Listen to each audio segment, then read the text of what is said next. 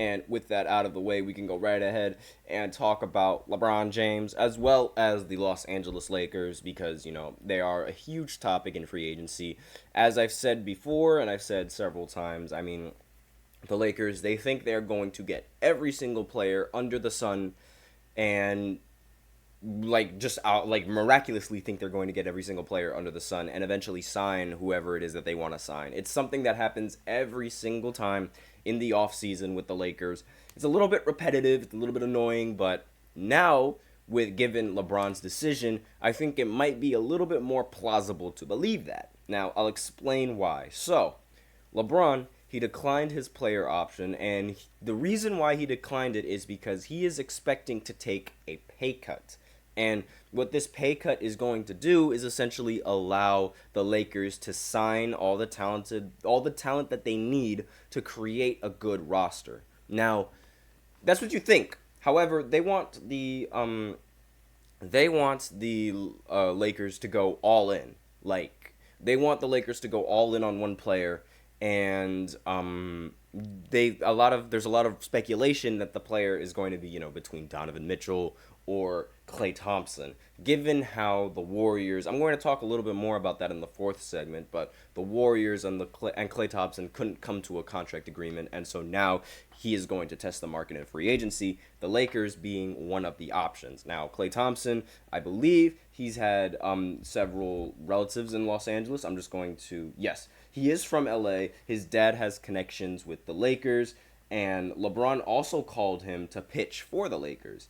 So, and not to mention, I'm going to talk all about this again in the fourth segment, but still, all of these need to be taken into consideration when we're thinking of free agents and who's probably going to sign with the Lakers. Now, another thing that I should also mention is that D'Angelo Russell ended up picking up his player option and is once again on the Lakers, unfortunately, because if you guys remember in the postseason, D'Angelo Russell was terrible in the postseason. Absolutely terrible. And what made matters even worse was that the Denver Nuggets were absolutely phenomenal. So it was just a recipe for disaster in the postseason for LeBron. And it's the second time in his entire career that he's ever gotten eliminated in the first round. And it's really, really, really infuriating because it's like LeBron cannot do anything about that. That is entirely out of his control. But obviously, people are still going to blame him because he's LeBron. And as unfortunate as that is, I've learned to live with it as a LeBron fan. But I do agree that this is the right step to, gaining the talent. I might not like how the Lakers are approaching the gaining the talent, just focusing on getting one star, for the team. I think you need to build a good team around LeBron and Anthony Davis, but, trying to get Klay Thompson isn't really a bad thing, in my opinion. Everyone's going to joke about how Klay Thompson went 0 for 10 in an elimination game, but put some respect on that man. He has 4 championship rings, and before that elimination game, he was lights out from 3 in the postseason. He had so many different personas.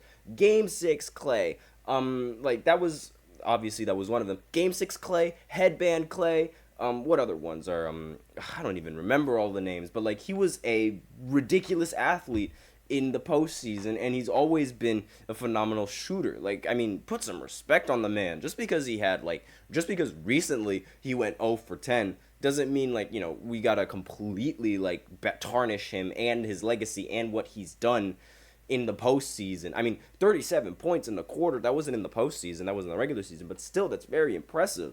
And 60 points on 11 dribbles is also very impressive. But, I digress. That's all, I'll talk about that a little bit later. But again, this is sort of this is the same thing that Tom Brady did when he was in the NFL. He was notorious for taking pay cuts so that the Patriots could sign talented players, and that would, help him win. That was the ultimate goal, and that's why he gained so much praise, because the only thing he cares about is winning, and that's why he took all of those pay cuts. So now LeBron, he's gonna be doing the same thing, trying to take the pay cuts. Lil Fettuccine, where is Chris Paul going? I'm actually talking about that in the third segment. He signed with the San Antonio Spurs.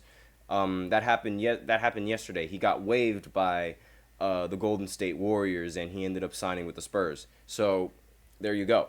But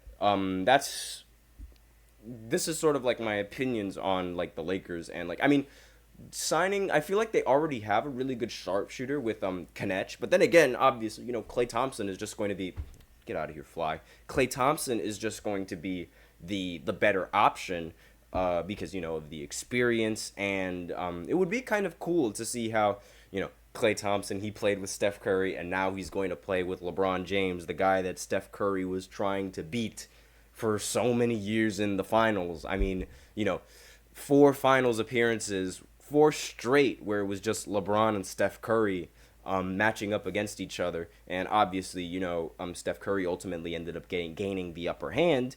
But this might be a new chapter for Klay Thompson, and if that does happen. But I know I'm supposed to be talking about LeBron. It's just so many stuff has happened in free agency, and it's just really difficult to keep up.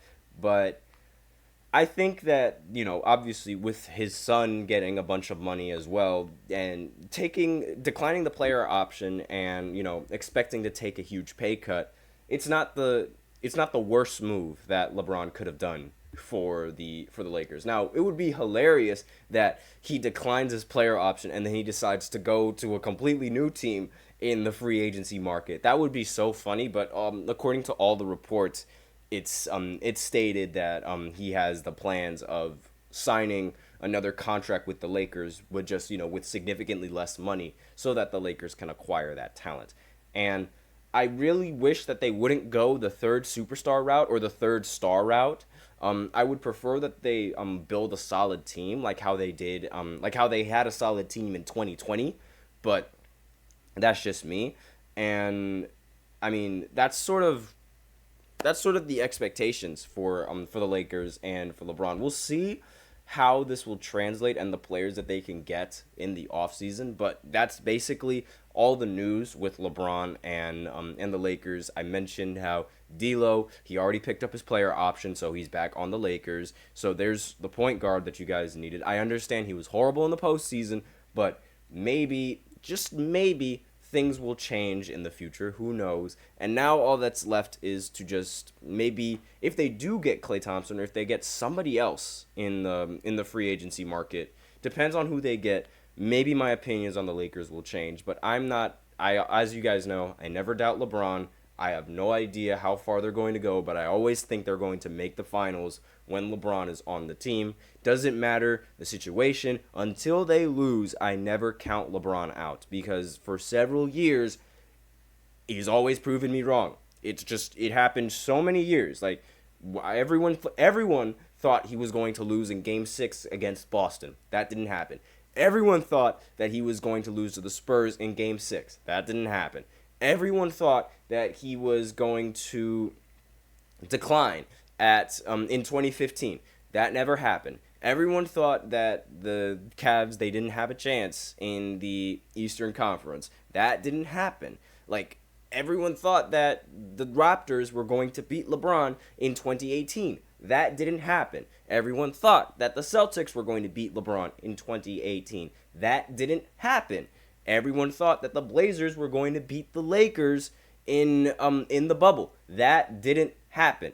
Everyone thought that Houston was going to give the Lakers a hard time. That didn't happen. Everyone thought, like, every single time LeBron has proven me wrong, so I just never doubt him. Plain and simple. That is the end of that. So that's the reason why I don't doubt LeBron. Never, ever doubt LeBron.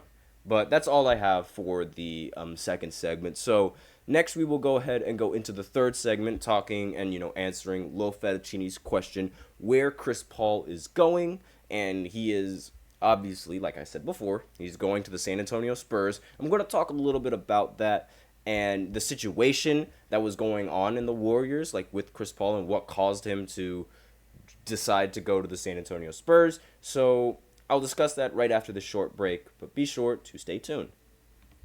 Looking for your daily fix of sports talk without having to pay for it? GSMC Sports Network is available on YouTube. Just search GSMC Sports Network.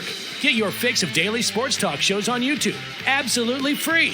NFL, college football, NBA, MLB, MMA, UFC, fantasy football, and so much more.